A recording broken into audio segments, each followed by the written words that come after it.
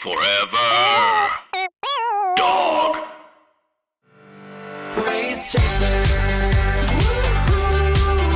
Race Chaser. Yeehaw. Race Chaser. Woo-hoo. Race Chaser.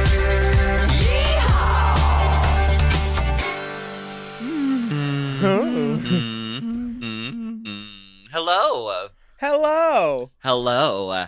And welcome back to Race Chaser. Race Chaser. A podcast dedicated to the discussion, dissection, And dissemination of every single episode of RuPaul's Drag Race, starting from the very beginning. This is the beginning. A little bit of love goes a long, long way. To a better day. My name's Alaska. What's yours? Hello, I'm Willam. Welcome back. We're back in the saddle, back in the recording Zoom meetings. Back in the gaffin. RuPaul's Gaffin. Two things that cannot wait until hot goss happening in the world. First of all, we lost Ruth Bader Ginsburg, the Supreme Court Justice, last week. She died at 87 years old and was a true American hero for the historic work that she did. And her open spot on the Supreme Court is yet another reason to vote in leadership that has the best interest of women, queers, people of color in their core beliefs. So she will be missed, and it's very sad that she passed away, and that was really hard news to get over the wire the other night. Yeah, it was pretty devastating, but like using her life as an example and seeing like, you know, if she was just one of those people that was accepted back in the day, her and Sandra Day O'Connor, they would have just ended up at a law firm being like retired partners in the end. And instead they used their adversity to find a new way in through teaching and education. Right. And then they became Supreme Court justices, and like they helped make our future so clear because like, you know, a lot of people, most of America goes about their day being privileged, and, you know, they've never had their rights decided on. Like, you know, my sister, straight white American girl, you know, she knows people that are voting for Trump, and that's disappointing. But like her rights have never been decided on by like 7 people, and ours have. So like knowing that Ruth went up against all that for her gender and all that inequities that she faced then, and then she flipped it around and helped us out in the end, another minority, is just like, it's so inspiring. And I hope that that she's like, you know, a figurehead for everybody, along with like Beyonce and like Mary Tyler Moore and like groundbreaking women, you know? Right. And we'll talk more about her on Hot Goss in a couple of days. There's another groundbreaking woman, though. What? What are you referring to? Gaga. Please hang up and dial 911. Oh my God. Yes. This video is giving me like Alejandro's cousin who's staying with her for the summer. Right. Yeah. Very that. Everything. Yeah. Definitely check out the 911 art film. And I make an appearance in it. I am the guy banging his head on the pillow. So just look closely. That's me. Congratulations. That's actually how I feel. Mentally, that's where I'm at. But yeah, tag yourself. Last week, we finished our coverage of All-Stars 1, the groundbreaking first All-Star season of Drag Race. And our first inductee into the Drag Race Hall of Fame, Ms. Lady Chatterley, Chad Michaels. Now, that was a revelatory season for us. 6 full episodes chock full of neon superhero promo pictures. We don't have a new promo picture for this episode, but we're taking a little tangent. A tangential supplementary. Angela Tangential. And we're going to be reviewing an episode of television which is groundbreaking and important, and the amazing content which is available to watch on VH1 now, which we refer to, is RuPaul's Drag Race Vegas Revue.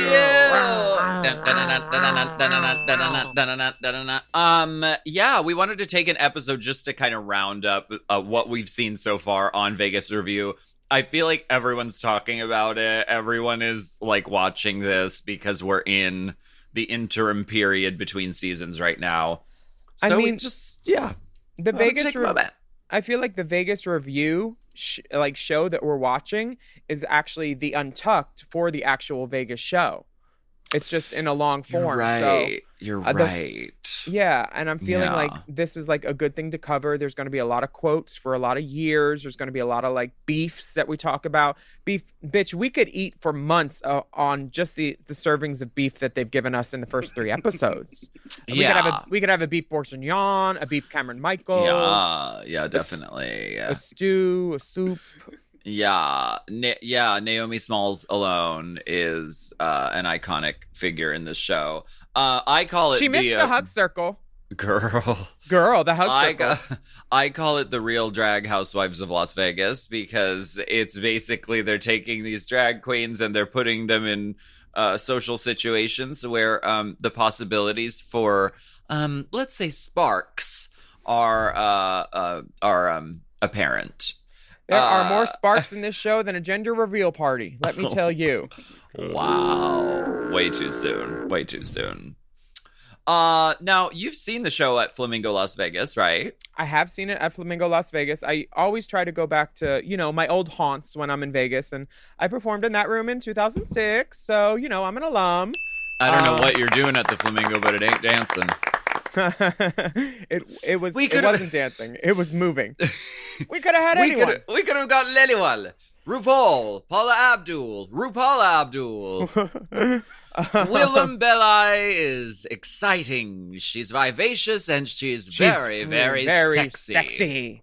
The show, the queens, the drama, you're here for all of it, and so are we.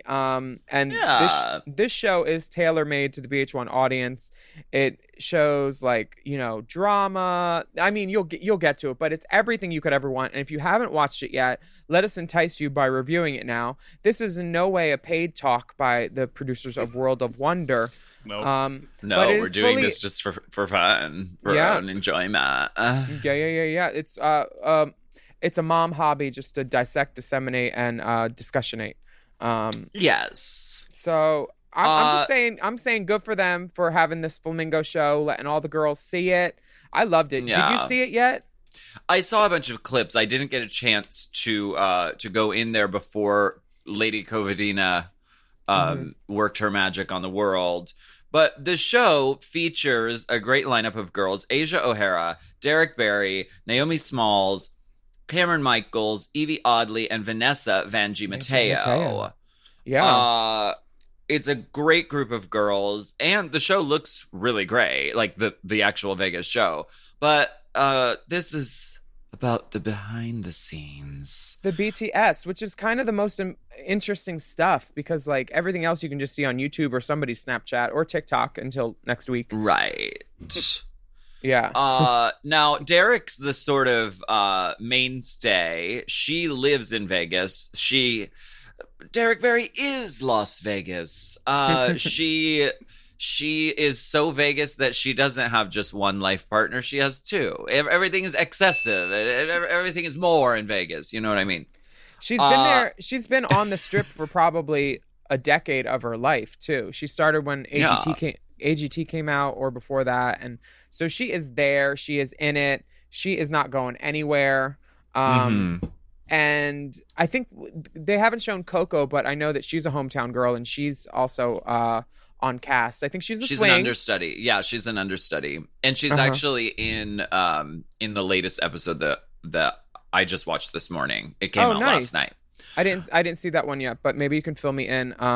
Just like some of the girls and their transplants. Everybody wants to know how Derek's throuple works, and for me, it makes sense. 2 holes, 3 things to stick in them. Do the math. I mean, that's how it works. I like those odds. Yeah, I mean it's better than Plinko. Let me tell you that. Yeah, I've gotten to hang out with Derek and Nick and Mackenzie, and they're such lovely people. They're so warm and kind, and it was really fun. Just like they invited us over to their house and just to like have a nice time.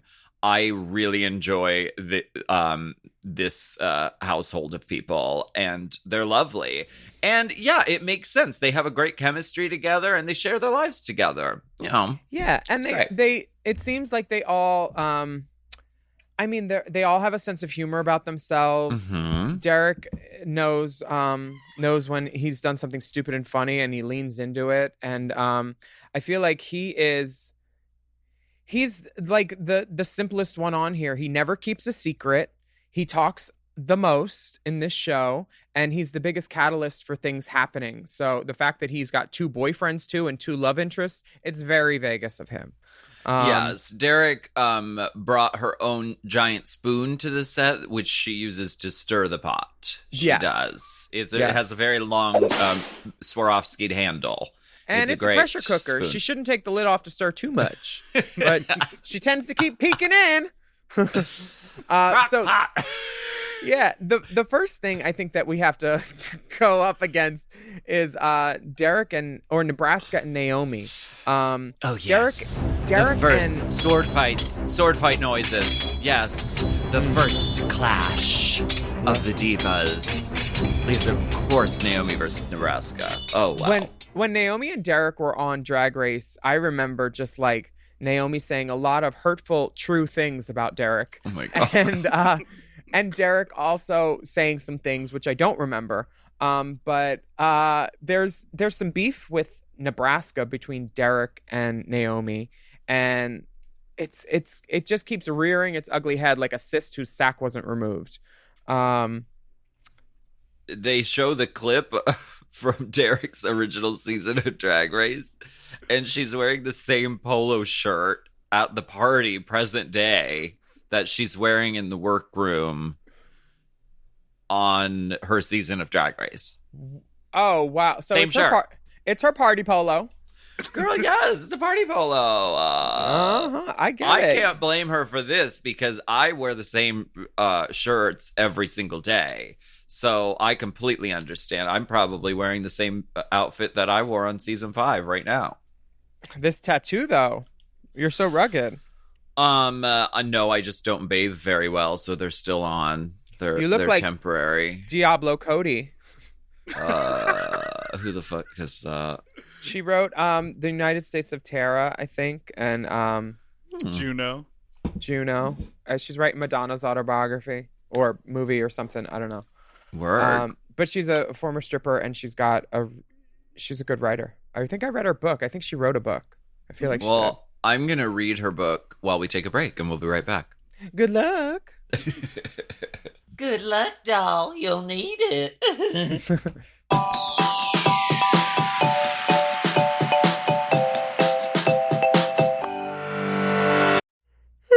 Is it time? Is it time? Can we do it? Oh, I know. I really want to. I say we go for it. Ooh, this is our favorite part.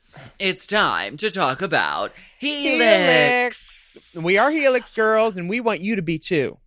That's right. Helix Sleep makes personalized mattresses right here in America and ships them straight to your door for free. No contact delivery, free returns, and a 100-night sleep trial. And the comfort, the convenience, the quality. Mm. Now, to choose a mattress, Helix made a quiz that takes just 2 minutes to complete and matches your body type and sleep preferences to the perfect mattress for you. If you like a mattress that's really soft or really firm, or you sleep on your side or your back or your stomach or you sleep hot, with Helix, there's a specific mattress for each and everyone's unique tastes. How'd you do on the quiz? What kind of sleeper are you? Honey, I aced the quiz. I'll tell you that much right now. Oh. There are no wrong answers. It really just comes down to your preferences. It just is a few easy questions, and they get to know you, and then they match you up with the Helix that's going to work for you. Mm-hmm. Yeah, I sleep like an Irish step dancer or a disabled flamingo. Like my leg, I always have one leg out, and then one leg is like crooked up under a pillow or a man or something. But yeah, it's very crowded. Yeah, my sleep results. The fire marshal came in last night. my sleep quiz results were very helpful. I found a mattress, which I call the Dusk, because so do they.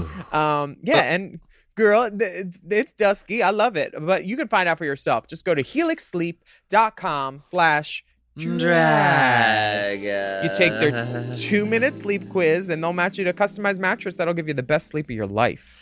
They have a 10-year warranty, and you get to try it out for 100 nights risk-free. They'll even pick it up for you if you don't love it, but you will.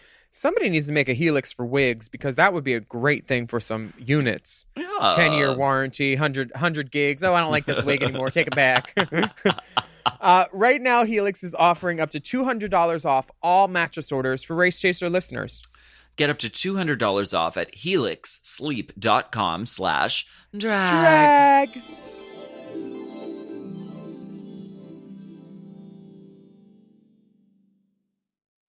Let's talk about BetterHelp. Is there something interfering with your happiness or preventing you from achieving your goals? D, all of the above. Yes. Can the answer be everything? Because the world is a lot right now. That's T. It's very easy to spiral when thinking about all the things that are out of our control. Well, I am not getting a spiral perm, that's for sure. But I think it's great to talk with someone about all our feelings, and working on our mental health is super important. BetterHelp is a great resource, especially now. BetterHelp will assess your needs and match you with your own licensed professional therapist. There's a broad range of expertise available at BetterHelp, which may not be locally available in person in many areas. And you'll get timely and thoughtful responses from your counselor. Plus, you can schedule weekly video or phone sessions, so you won't ever have to leave your house during a global pandemic to sit in a stuffy, germ-filled waiting room. BetterHelp is committed to facilitating great therapeutic matches, so they make it easy and free to change counselors if needed, and it's more affordable than traditional offline counseling. You can read their testimonials that are posted every day at betterhelp.com/reviews. These testimonials are great because you can hear how real people feel about the services offered by BetterHelp. Oh, this real person said, "My therapist has been a fantastic support during this hard time. She's been encouraging, a good listener, and offers vital feedback." I love that. Me too. Just go on over to betterhelp.com/drag. That's better, HELP, and join the over 1 million people who have taken charge of their mental health with the help of an experienced professional. So many people have been using BetterHelp that they are recruiting additional counselors in all 50 states, too. That's right. Yeah. So we have a special offer for Race Chaser listeners right now. Get 10% off your first month at betterhelp.com/drag. Drag. Oh, and just in case you missed that, it's betterhelp.com/drag for 10% off your first month.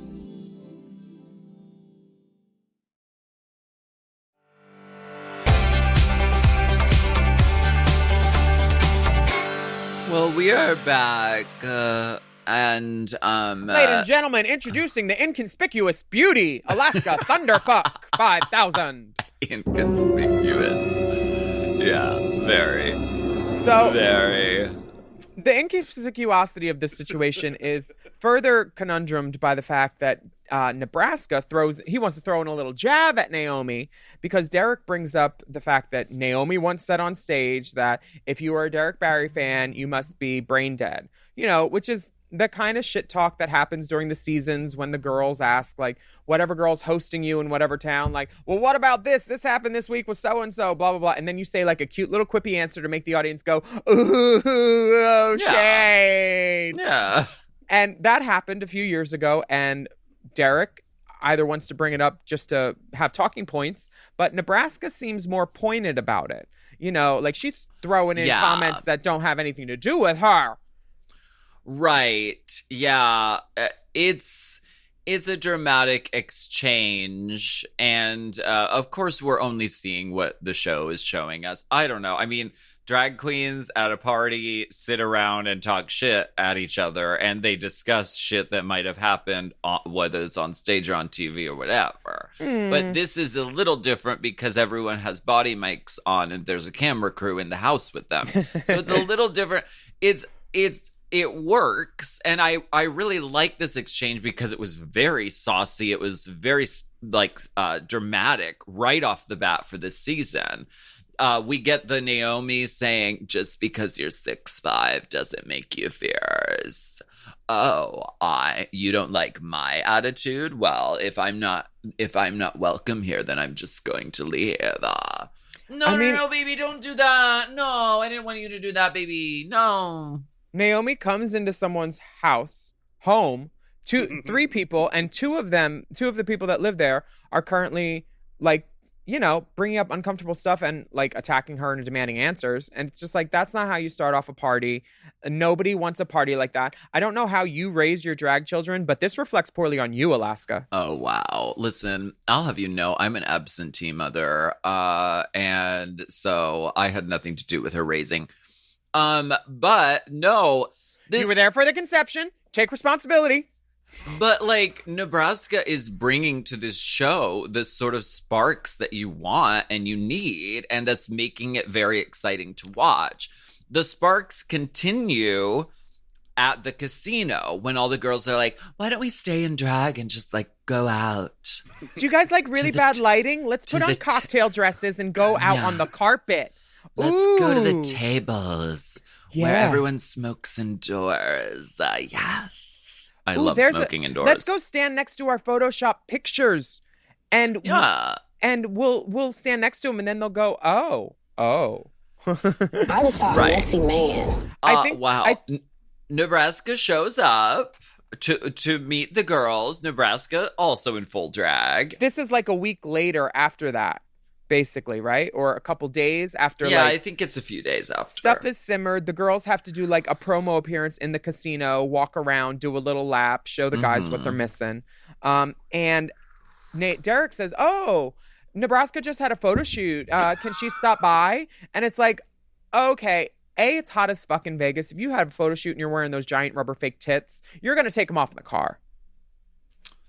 Well, she had a photo shoot. It's called Drag Race Vegas Revue. I mean, it's a TV appearance, and they said probably be in drag. This is what I'm guessing. I just feel like, I know what you said about Nebraska being like the kindling in all this show, but I really just wish they would have found another way instead of creating drama between people that they should be paying Asia and Naomi extra to have to deal with the extraneous characters that Derek has helped introduce into the show, because Nebraska is an unwelcome adjutant in this show. And after that first party, he should have known and steered clear. But instead, producers just, Machiavelli, just rubbing their hands together, thinking, oh, this is great. I feel really bad for Asia and Naomi because all this shit has, it's they should be getting a per diem for it. It's not fair. But when Nebraska shows up in the casino and tries to like build a bridge with Naomi when one end of the bridge is still on fire, even though it's just a slow simmer because Naomi's cool about it and not an idiot.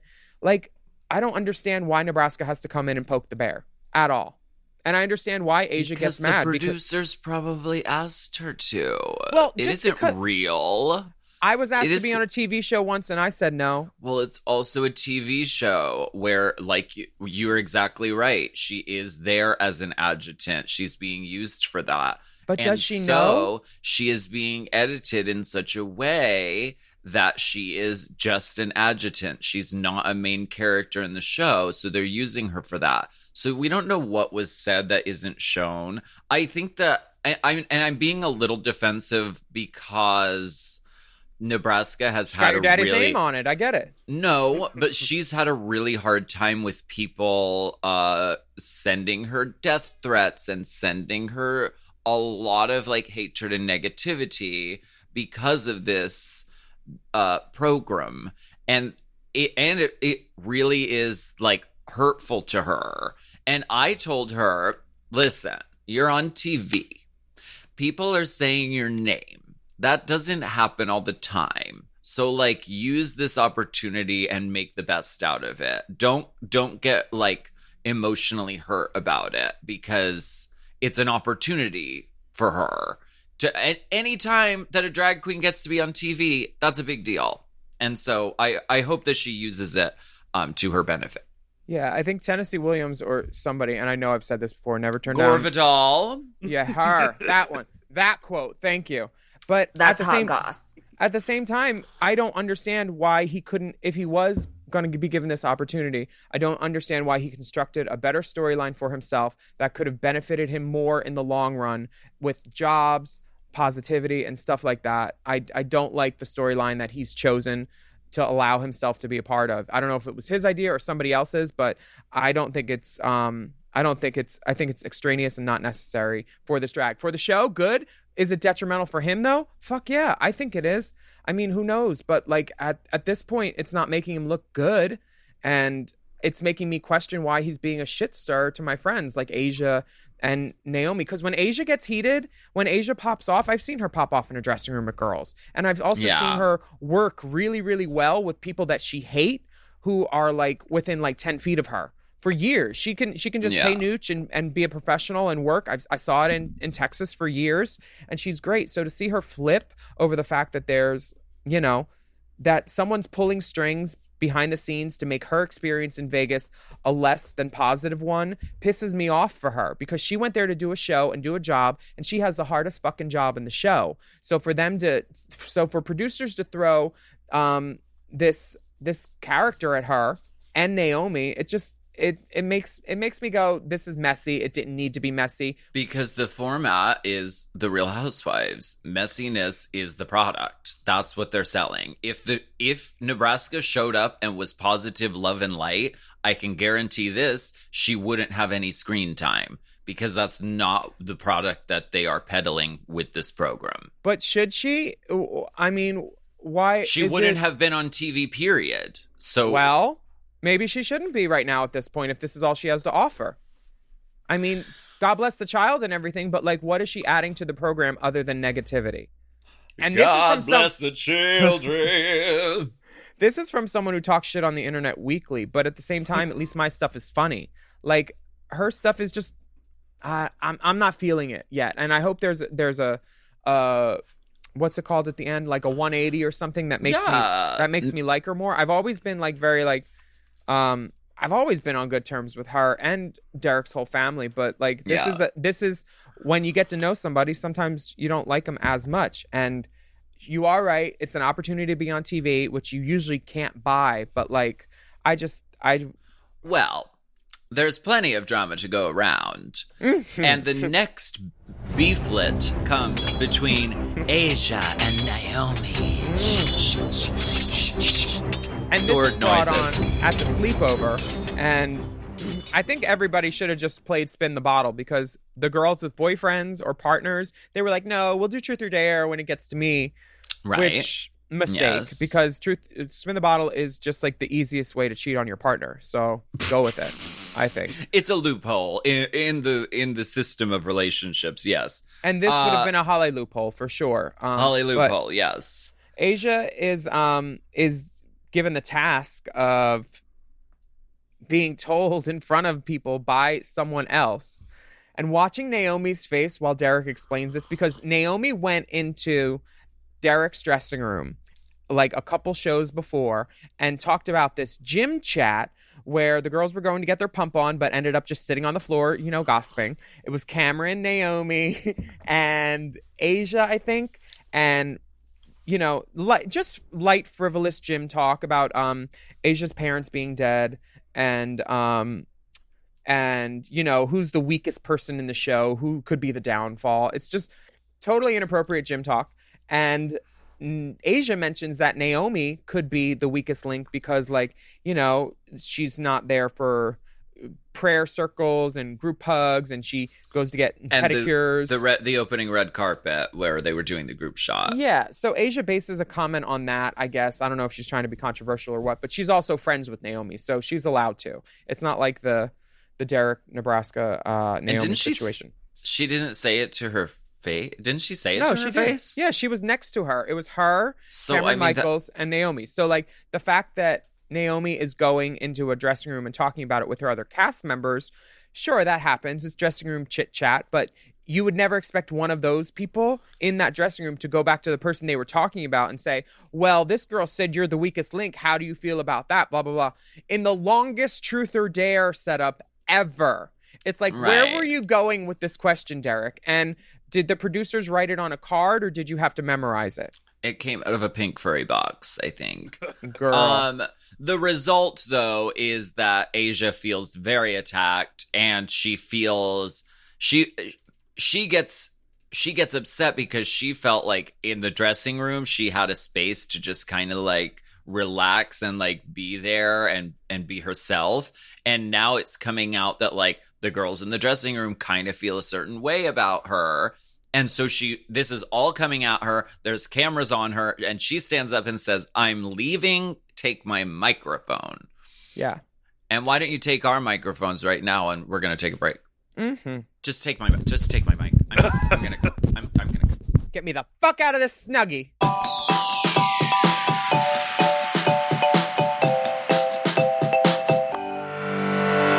We are so excited to tell you So all excited. about a new company that is supporting the podcast. We love all of our sponsors. They're like our children. We love them all. Mhm. And we got a chance to try out these stunning products. So let's talk about Hawthorne. That you want to talk about Hawthorne, honey? Let's talk about Hawthorne. Yeah, House of Hawthorne. They literally have everything you can need for personal care, from face cleanser to shampoo to deodorant and scents. So, as queens, we like to smell like a fantasy, like a gorgeous goddess of beauty. But when we're out of drag and living our day-to-day life, it's good to differentiate and have a personal scent. So Hawthorne has a huge array of colognes that are personalized to you and to your life. Now, when you were first trying out that Hawthorne scent that you got in the mail, I was like, wow, I can't even smell the tequila in her wig. It smelled beautiful, and it really smelled like there were premium quality ingredients that were, easy to buy. And I think you even showed me the elegant packaging. Yeah, I like the packaging very much. So the unboxing was a very pleasant experience. And I know, I've said it before, I'm not a huge fragrancer, okay? So I'm very skeptical when it comes to fragrances. But these fragrances, and they send you like the work and the play. So you get two different moods. And the smell, it smells expensive, it smells fresh, it smells nuanced. I really liked both of the scents. Yeah, moods a four-way. There's a quiz. Okay, so you take a quiz and they personalize what products they think you'll like. Ooh, what quiz? What answers did you get? Well, that's really personal, but you can take the quiz and you can find out what works really well for you. There are many options of cologne scents when you take the quiz. And I was paired up with the work scent, which is soft and airy sandalwood. And my play scent was botanic and woody, which I also really love. I like these scents a lot. She's a wood girl for sure. She's a wood gal. Mm-hmm. So here's how Hawthorne works. You take a quick 2-minute quiz, and Hawthorne tells you stink, and you need their stuff. I'm kidding. Hawthorne tells you the 2 colognes that are best for you, one for work and one for play. And the quiz also matches you with hand soaps, lotion, shampoo, anything you could put in a bucket down the well for that girl that lives there. Wow. And Hawthorne is totally risk-free with free shipping and free returns. So if you're looking for customized products that are high quality and delivered right to you, look no further. Check out Hawthorne at hawthorne.co. That's Hawthorne with an E, too, after the N. And use promo code DRAG to get 10% off your first purchase. So that's HAWTHORNE.co. And use code DRAG to get 10% off your purchase. Hawthorne.co. Hawthorne with an E.co with no M. I don't know if I've ever told you what I love about you the most, Willam. Oh, who, me? Well, I'm happy to be on the receiving end of the compliment by all means. Well, I love your eyes, lips, face. Oh, yeah, my e.l.f. You know it. Oh, did you know that's what e.l.f. Cosmetics stands for? I didn't know that, but I do know it now. I always thought it was e.l.f., but it's e.l.f., which stands for eye, lips, face. Yeah, and we love e.l.f. They are all about bringing the best beauty to every eye, lip, and face. I know with e.l.f., I'm going to get high-quality premium makeup and skincare products at unbelievable prices. They send them to me for free. That's right. Who else in the beauty game is making go-to products for less than the price of a hot, piping, scalding green tea, Tina? Yeah, whether it's a new formulation or a fun collab, there's always something new to check out from e.l.f. So many of their products have become cult classics, garnering thousands of 5-star reviews and a huge online community. And everything is 100% vegan and cruelty-free, which we love. I just put on the Poreless Putty Primer, and it goes on so smooth. There's no scent. I feel like it's like locked in. It's soft. It's supple. It's Soft and supple. Yeah. This primer, it looks like it's tinted like a solid color, but it's not. Actually, it went on totally sheer on me, and it says sheer on the side in like some little thing, but all it says is e.l.f. Poreless Putty Primer. Sheer elegance, perhaps. Mm-hmm. There are also a lot of really great products that e.l.f. offers. The Ride or Die Lip Balm, the CBD Moisturizer. Ooh, very nice. That Ride or Die Lip Balm in Tough Cookie is so delicious. Look at me putting it on now. Don't pop the pump. So wait, what's the deal with this CBD moisturizer? Is there's CBD in it? That's amazing. I imagine that would make my face feel really nice. This one smells so good and tastes good. The Ooh, it tastes Ride or like Die cake lip batter. balm. Yeah, it's called Tough Cookie, and it tastes just like cookies. Oh, this has a color to it, doesn't it? It's very gloss. Yeah, there's a light color to it. It's gorge. And right now, as an exclusive offer for Race Chaser listeners, you can get 25% off your e.l.f. purchase of $40 or more. You just go to elfcosmetics.com/drag and use the promo code DRAG to get this exclusive offer. That's right. And this is the best deal out there right now, and you won't find it anywhere else. The promo code DRAG at elfcosmetics.com/drag for 25% off your e.l.f. purchase. Get into these eyes and lips, and how about that whole face? Eyes, lips, face.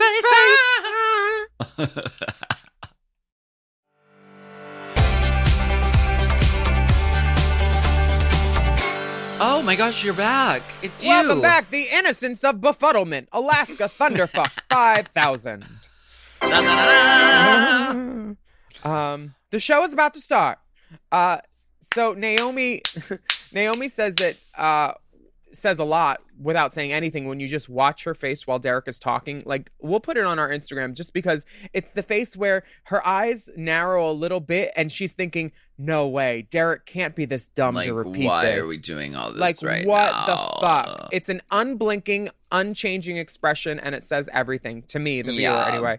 And Asia, I hear her voice crack, which, makes me think that there's more emotion than should be normally involved with drag, and it makes me feel for her. And she gets up and gets out, and it's the fact that they're saying this is their green room and everything. It's not their green room. I've been in the green room there. That's not the green room. That's a hotel room. That's where the snacks are. Yeah, that's not the green room at all. It's a hotel room that's like floors and floors and floors up. So Don't believe the lies. Now It's a lie. It's a lie. Now there's more beef to go around. Beef is it Wellington? Bourguignon. Beef Wellington. Beef on Wellington. This Asia drama continues into the show from that hotel suite up in the clouds, and she moves to do her. There's this. Is clearing... that for Fancy? is that one of the lines from Fancy? Hotel suite up in the clouds. What is that from? And I got me a Georgia mansion and an elegant New York townhouse. 1 week later, I was pouring his tea in a 5-room hotel suite. That's it. Yeah. Okay. And if you want to see me perform Fancy, you can go to the Patreon at patreon.com/Willam. And Alaska also does a number. I do MacArthur Park. I don't just do a number. I do a drag staple. She doesn't do a number. She does a whole fucking equation. That song is so long. Says the girl who did Fancy. I mean, come on. 37 verses. 37 verses just to get her to age 16. I mean, really, it's... well, you have to tell them where the cockroach comes from. Right. On the heel, toe of a high-heel Louboutin. So, the next beef is between Asia and Derek. Wait, I mean, well, it kind of is just a continuation. It's but a continued beef. It's The a Asia dressing room drama. Sword sounds. This is more of like a cold. This is definitely a cold roast beef sandwich from the pot roast that everybody had last night.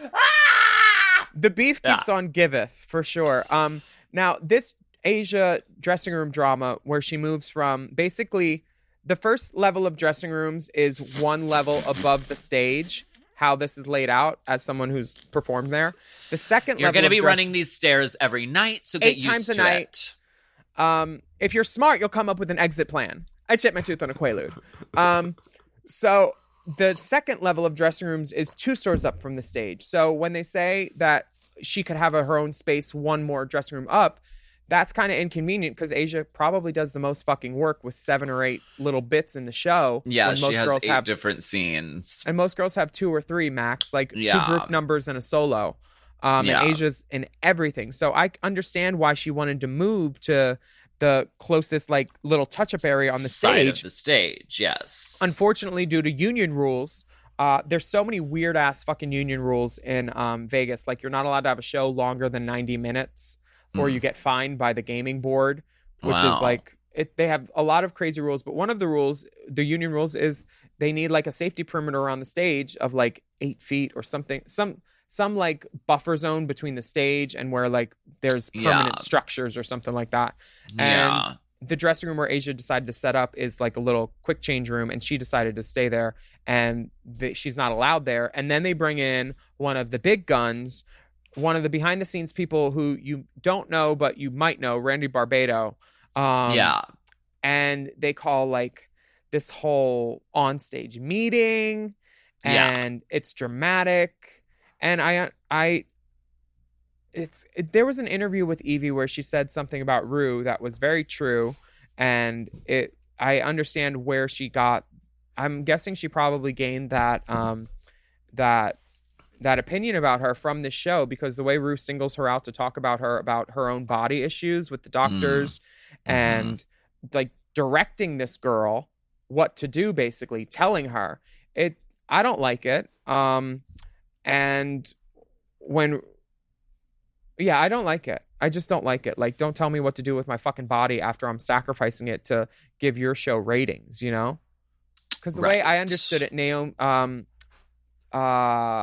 Evie's condition, every time, the more that she does drag, the worse it gets, basically, from what I gained from watching her story on the show.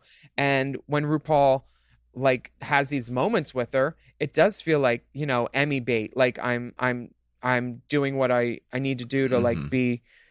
How can I be relatable here? Oh, I'll talk to the young girl about her body and tell her what to do and act like I'm helping her. We've set you up with the doctor. It's like, duh. There's so many fingerprints on it. There's even fucking toe prints on it. This show is strung together, much like The Housewives, I guess. I don't really watch that, but like, is this all The Housewives is too? Is just drama on drama on drama? Yes, and I mean, putting them in situations that are pressure cookers that will erupt into conflict. I do that after the Naomi weakest link battle, they showed her performing, and you know, that stage was never cleaner after she swiffered her little leg trick on it. She did. Yeah, she did the Naomi Smalls. I like the way that they're using the story to like introduce like a little performance segment during the show to see that the girls do have talent and why they're there. It's not just because they're boyfriends or like their gym talks and stuff like that. Right. It's because ultimately the show is to promote the Vegas show, and the show looks really, really cool in this show. Speaking of RuPaul makes a few cameos in the show. She gives advice about what? Meditating, dating, not holding on to resentments. Are you sure that isn't the masterclass, Dipper? It's definitely not the master class. That That's where she hotel room. That's where she tells you not to put your hands in your pockets. RuPaul's playing guru. It's what she does now. It's like Wear a her suit. It's her side hustle for sure. You like money? My first foundation was Tawny. It was Tawny something. Tawny Sunset? I don't think it was Tawny Sunset. She just talked about it in the last episode of her masterclass where she paid another girl to get into drag instead of doing it herself like we all signed up for. What privilege. Exactly. Cameron has this breakup B storyline where they're like, how can we get the hot guy with no conflict to have a storyline? I have a question about all that. Sure, let's delve into his personal life. Well, how... Now, this is my big question because if you've watched the show, you know that Cameron, his boyfriend from New York, comes to visit. He's seeing. Well, okay, comes to visit Vegas and they go to the top of the Eiffel Tower, and then the guy breaks up with Cameron and says the distance is too much and I don't want to do this anymore. Does he say that? I feel like his turn where he gets negative was when Cameron asked once, she's like, and maybe you can come visit here more often, blah, blah, blah. And then it's kind of like, oh, well, we could talk about it. And then Cameron says that again. I'm not sure who's prodding, either his or whatever. But like the fact that the thirst is there because you're asking the same question again. And then you get the same answer, but worse from the person you're saying it to, makes me think they should have just kept it light and not tried to define it and everything. But I'm sure for TV, they needed that. But Andre's cool. I've met him. I follow him on Instagram. But Cameron was crying, though. Yeah, because like... I don't believe that was acting. I don't believe it was either, but at a certain point when you feel like something can't have a label because, you know, of distance or whatever, Cameron's not dumb. It's hard to be in a show 5-6 nights a week and then have a relationship with someone 3,000 miles away. Sure, he wants it because, like, everybody wants that at some point and romanticizes it. But, like, having that fantasy in your head about someone who lives that far away and then them not reflecting it back is hurtful. So I'm sure that's why he was crying. And I feel for the guy. But my question is, did the producers provoke this exchange? Did they book the flight? What was he going to visit anyway? And it was just lucky that it happened within the confines of a production schedule? Honey, I can tell you this. Anytime that they filmed outside in Las Vegas, they had a permit. They had a plan. They didn't say, oh, let's get a permit to film there outside at Paris on the Eiffel Tower and then just hope you guys have something to talk about. They didn't do that. Did the boyfriend know that he was going to break up with Cameron? Yes. Did he tell the producers that he was going to do that? Did the producers say, how are things going? Well, if you want to break it off with him, it might be a good idea to do it on the show. Is that what happened? Because that seems like so emotionally head fucked to me. Yeah. Because Cameron, I don't think he was acting when he was crying in the Eiffel Tower. I don't think that they left anything to chance. I think that when they had Andre probably like getting ready to go to Vegas and like, you know, signing his whatever or doing, I'm sure he had a talk with someone beforehand. This is what we're going to talk about, XYZ. The talking points are there on the fucking call sheet. You know, it says what this scene is about. Why are we on the top of the Eiffel Tower? They weren't just there to see the view. They were there to get story points in. And that's how reality shows work, you know? It seems very emotionally, like, mortifyingly manipulative. Oh, yeah, of course. But you know what's even more, you know what's even worse? Anonymity. Anonymity? So, that, yeah. Like, sorry, I said it wrong. But, like, would I rather be emotionally manipulated and on TV or at home, not on TV? I'll choose the first one. Okay. Something you've said before on the podcast is you can either be right or you can be happy. What is that the saying? No, you can be right and alone or like something else. I don't know. You can be right and alone or like just like let it go and be with other people. Yeah. And I feel like it's this butting heads between Asia and Naomi, because Naomi's like, I'm not going to like bend over backwards to apologize and to invite you back into the dressing room and all this. And Asia's like, well, I'm not going to go in there unless they like apologize to me and make me feel like I am wanted in there. So it's like this disagreement that did get seriously blown out of proportion. And for the sake of like, it's good for a reality show where you want drama, but for the sake of like having a dressing room I feel like I would just be like, just come back, please. Can we just have a dressing room, please? Right? I mean, I would sacrifice any petty or what malicious comments I felt were made about me to have a camaraderie in the show for sure, because it always makes the show a little bit better, I think. But thank God, we have RuPaul here telling the girls just to move through the conflict and get over those negative feelings. Yeah. I mean, if we didn't have her to tell us that, what would we do? Like, actually talk to each other and tell us about our feelings and work it out over the break? Well, why don't we take a break and then we'll talk about the exciting kiss between drag queens.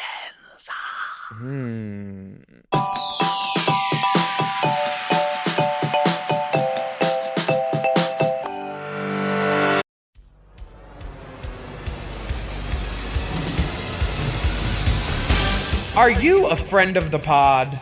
Are you an enemy of the pod? Or maybe just a chaser? No matter who you are, we've got something just for you. With this new merch alert. We are so happy to share with you a unique piece of merchandising. More memorabilia, actually. These are beautiful nameplate necklaces celebrating the community of chasers, racers, and podcast listeners that we've cultivated over the last 2 years. These stunning, commemorative, some-of-a-kind jewelry pieces are perfect for wearing around your neck. They look lovely while sparkling on your chest, glistening in the light as you point to it, or wrapped around 3 times the base of your genitals. Wow. I've been wearing this necklace, and I'm not joking. I've been wearing this for weeks, and I'm really obsessed. I love it. It's a part of me. And your skin hasn't turned green, and that's a sign of quality as long as you are not a toad. It hasn't. I haven't broken out or turned green at all. No necklace knee? No neck knee. So you can get yours now, and they're sold as singles. You can get a friend of the pod, enemy of the pod, and race chaser. Or you can get them bundled as a 3-way package, podcast hosts not included. These necklaces are available now at mybestjudymerch.com. That's right, mybestjudymerch.com. All you have to do is take a quick 3-minute quiz on what kind of necklace you would like best. Just kidding. And then you select the necklace. Though we could do that. If you're in the market for some fabulous Race Chaser merchandise, might we suggest also visiting dragqueenmerch.com? Ooh, yes, please suggest that. I will continue with the suggestive language as laid forth as such. As you know, we have great t-shirts, tank tops, stickers, hats, pins. Oh, bitch, the pins, I love them. Yes. A friend of the pod, Race Chaser, and of course, our favorite, Tivana, St. James, Van Cartier, Dupree, De Luxington, Madison, Bevington, Deopulence, O'Hara. You can get all those things on shirts, stickers, whatever you want. Oh, but what about the buttons that I previously aforementioned? What about the buttons? Well, it's an amazing 8-pack button of our stunning podcast art for only $15. That's less than $2 a button. And bitch, you can't press my button for less than $20 usually. You better loosen up these buttons. These small, round 1.5-inch buttons feature some of your favorite podcast cover art. We are the cover art girls. Cover art girl. We are known for changing our cover art constantly, unlike any other podcast out there. And these buttons can be yours for the low, low price of $15. Button. Who's got a button? You can put them on fanny packs, backpacks, jean jackets, corkboards, more. Ooh, put them in your nose. Put them in your nose if you got a little piercing there. That would be inconvenient. We love making high-quality memorabilia for you race chasers, and we love seeing you post about it and wear it out into the world. Yeah, so join the race or the chase and get your merch today. Necklaces available at mybestjudymerch.com. And buttons and shirts and more available at dragqueenmerch.com. .com.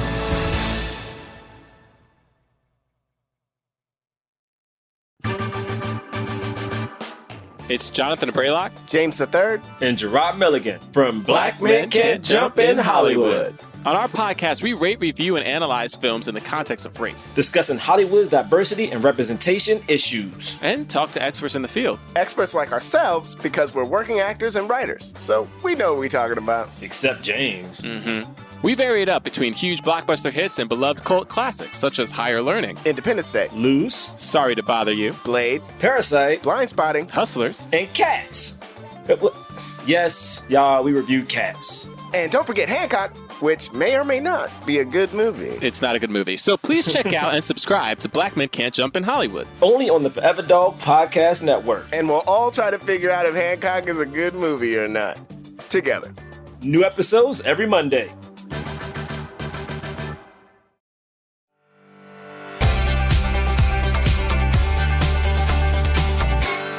Wait, Willam, do you like this show? You know what? It's hard seeing your friends be emotionally manipulated. And Asia, I've known since 2008, and she's a really hard worker. And they're fucking with her. They're fucking with her pregame in her locker room, and I don't like it for her. I also don't like Derek and Nebraska being pawns and allowing themselves. They could have decided what kind of show this was going to be by not doing the bullshit that they've done. But they've decided to do the bullshit. So I'm allowed to judge my friends for it, but I'm still going to be friends with them for sure. And I can say all of that. Yeah. No, I'm just curious because you seem so excited to talk about it. But I am. It's okay. Drag. Like, I love drag. I love that I've seen the show. I love that I can see the inner workings behind it now with this is like basically the Untucked. But I definitely am pissed by what they're doing to Asia. It's like, it's not okay. Like expecting a girl to go out there and do a show when her backstage is so chaotic because producers of the same show are also producing a TV show in which they want to create stakes there, which shouldn't be there for a conducive, good flowing theater show. Like, it's fucked. It's two sets of teams working against each other, and the girls are all in the middle. And I think Derek and Nebraska could have decided to take a better path and decide what kind of show this would be instead of the tawdriness it's become. But they chose to do whatever they wanted to do. And I don't know if producers egged them on to do that, but it could have been a different show if people made different personal choices. And I think it's unfortunate that it's not. Is it a good TV show? Fuck yeah. Am I sad for my friends? Yeah. Yeah. But also happy. They get to be on TV, and I'll never fucking be on that show again. You know? I already played that room, so fuck it. 2006 was crazy, y'all. Now, Evie's little B storyline, she doesn't seem to be really hanging out with anybody. So, like, she just wanders into a room and then, oh, can I rehearse with you guys? Will you teach me a move? Did you see that? Like, that wasn't a B storyline. That was like a C storyline or a D storyline. That was so far removed. None of the other girls, you could tell they filmed it a day. They filmed other stuff with Evie. They're like, that was her day for her personal. This is when the producers are just pissing on your leg and telling you it's raining. I mean, it's like, oh my gosh, what's going on in here? Oh, hi. What are you doing in here? Oh, we're all mic'd. Oh. We all have microphones. This is all completely play. The dancers are in full costume on stage, but that's. Oh, do you want to just come up and like try some moves with us? Or oh my gosh, really? What? Oh, so they do this in every reality show. They do the like completely. It's like a staged, moment. Girl, I don't know how I could probably count them. How many times reality shows came to bingo, Oh, LA, yeah. LA Inc., Happily Ever After, The Twins. I've done so many bingo reality shows just because people come in. And the way they film it, like, oh, there's drag queens inside. Oh my gosh, I can't believe this. It's like, oh my God, wow. Yeah. Very that. But it was cute. And I like that they're using this opportunity to sort of promote other shows that are happening in Las Vegas. That show looks really amazing with the women dancers. Yeah, all those white girls seem to be having a lot of fun. They were sickening.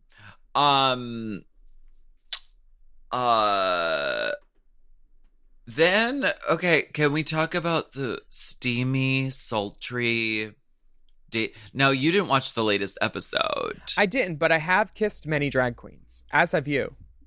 I don't know if you've kissed many, but you've kissed frequently. A few. Sure. But for me, in general, two drag queens together, that's disgusting to me. For me. How dare you condemn my relationship? In general, I just need a straight up man. You know what I'm saying? My drag queen boyfriend is a straight up man. Season forever. The last episode deals with them finding Vanjie love and a relationship. So because they all went to that country western bar and Derek further convoluted shit by making a Vanjie dance off or some bullshit. I'm sure producers or whatever, because when the guys did come over and talk to the girls at the table at Charlie's, which is a really fun bar in Vegas, I love it there. We did a gig there last year, I think. Everybody comes over, they're mic'd, they're lit. They knew what was happening. They went to this bar with the objective, quote unquote, to find Vanjie love. Yes. And they did find her some nice verse bottoms to have a lunch with. Right. One of them even they have a very awkward date and exchange. Girl, and then Derek leaves the date that he set up playing fucking Dolly Levi, and not Dolly Levi from The Birdcage, Dolly Levi from whatever Barbra Streisand movie that was. Right. Hello, Dolly. That's what it's called. Oops. Hello, Dolly. Hello, Dolly. We're so glad to have you back in town. So this sort of vibe continues as a through line with the latest episode, which happens when Vanjie's mom comes to visit. And Vanjie's mom is like sitting around with the girls. They're laughing, having a good time. And she's like, so, Cameron, are you single? And Cameron's like, well, I am now. And so Vanjie was like describing like what she's looking for in a relationship. She wants someone who's like into family, someone who can be committed, someone who like communicates really well.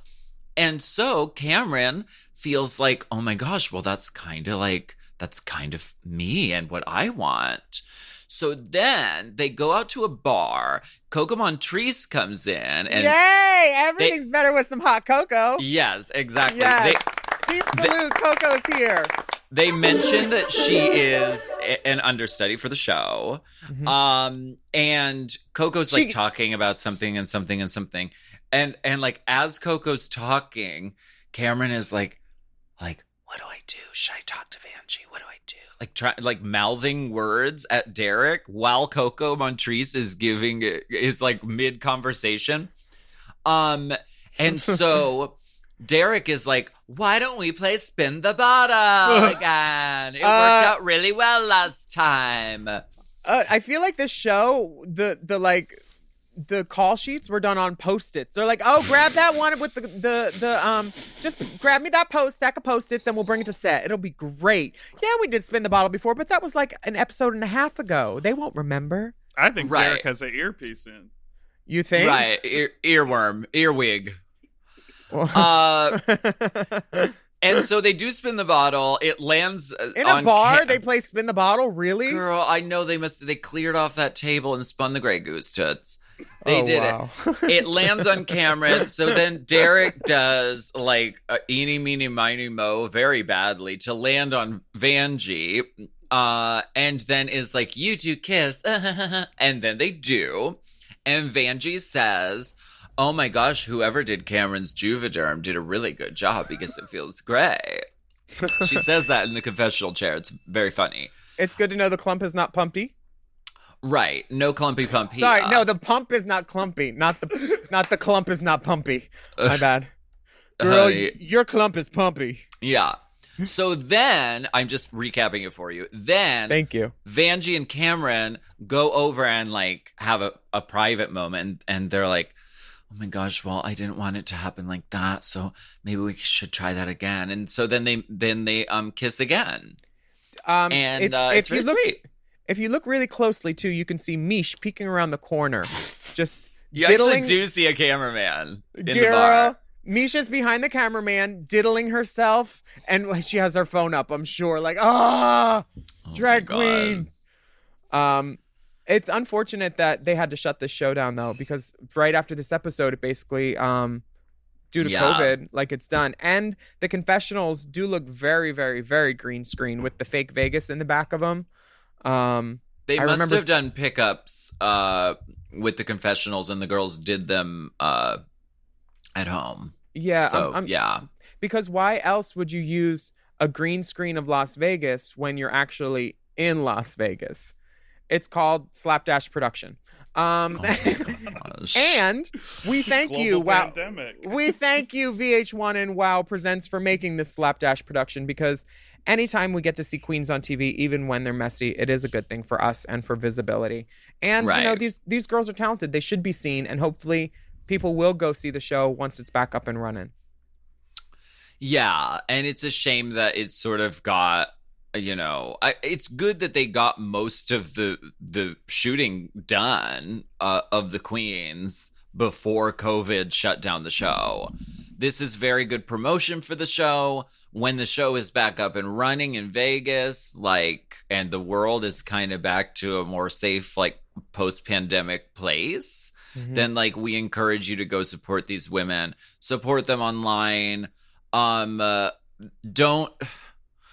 believe everything you see on TV. Do not let that taint your, you know, impression of these drag queens, because these drag queens are people, first of all, and they're our friends, and some of them are they're taints. really fierce. It's tainted. Take it. I rebuke it in the name of the Lord. Dark-sided. I do not want this money. Take it. It's tainted. Dark-sided. You let her into our house? Her name is Jade. I went to her station. I planted the seed, and I will see the harvest. I hope you get to see the harvest of this show. I don't know when Vegas is reopening, but I do know that I'm going to be doing a gig in Vegas for either Halloween or Pride, I think. Oh, wow. Nice. Yeah. A socially distanced one, probably with my sister, Rhea Latre. So, at least Vegas will be popping a little bit. Do you think this season, based on what you've seen, is deserving of a second installment, a second season? I think yes. I mean, it all really comes down to if it performed like the network wanted it to, but I don't know. I mean, I watched it, I enjoyed it, and it's good promotion for the Vegas show, so I don't see why they wouldn't do it again. It was probably, you know, relatively inexpensive to produce. Everyone's there anyway, so. Yeah, truth. Well, next week we are going to be talking about something different. We're going to be talking about it's not season 4, but it comes after season 4. It's season 5. Yay! Bring back my legendary goddesses. Now, did you decide what you were the goddess of? Because the Bubble One goddess land was taken, obviously. Everyone's a goddess of something. What were you the goddess of? I actually was. Everyone had like a prop, like a bow and arrow, a spear, Lanesha had bubble a spear. wand. Yeah. I didn't have a prop. We decided that I didn't have a prop, so I was in the commercial. They do like green screen stuff behind us, and mine was like outer space. Like there were unicorns flying through outer space. So I think I'm like a space queen. Is that why your hair was so fucked up? The unicorns did it? Oh my God. How dare you? Anyway, get your bubble wands ready because it's time for season 5 with, I don't know where we'll get behind the scenes tips. I don't know. I'm so excited. I'm very excited. It's a great season, and it was a really exciting time in my life, and I'm excited to like look back on it and relive it. Oh gosh. And wait till you see this fucking podcast art. Oh my God. Oh my gosh, I know. It's so good. We'll talk about it next week once you see it because we know you're a little visual. Yeah, exactly. Well, we thank you very much for joining us on Race Chaser this week, and we promise to continue to provide you with award-winning content every week. I'm Willam. And I'm Alaska. And you can rate our podcast and comment about how fantastic it really is in great detail, and subscribe. Follow the dolls at Willam at the Only Alaska 5000, and our Race Chaser podcast is at Race Chaser Pod. Use the hashtag Race Chaser whenever you post, and you can send us an email, drop us a line at racechaserpodcast@gmail.com. And we have bonus content too at patreon.com/Willam, and you can search using the hashtag Race Chaser and then watch what you want a la carte. Yes, wear a mask, wash your hands, be considerate of those around you. Make your voting plan. Oh, yeah. Everybody got to make their voting plans. Yeah, definitely. Now, we'll see you next week. I'm gonna move out of this dressing room. But we'll see you next week. That's not hot goss. Race Chaser. Race Chaser is not endorsed by World of Wonder, Viacom, or any of their subsidiaries. It is intended for entertainment and informational purposes only. RuPaul's Drag Race and all names, pictures, and audio clips are registered trademarks and or copyrights of their respective trademark and copyright holders. Forever Dog. Race Chaser with Alaska and Willam is a Forever Dog podcast. Produced by Big Dipper. Executive produced by Brett Boehm, Joe Cilio, and Alex Ramsey. Mixed and mastered by Will Pitts. Our theme song is Race Chaser by Alaska Thunderfuck.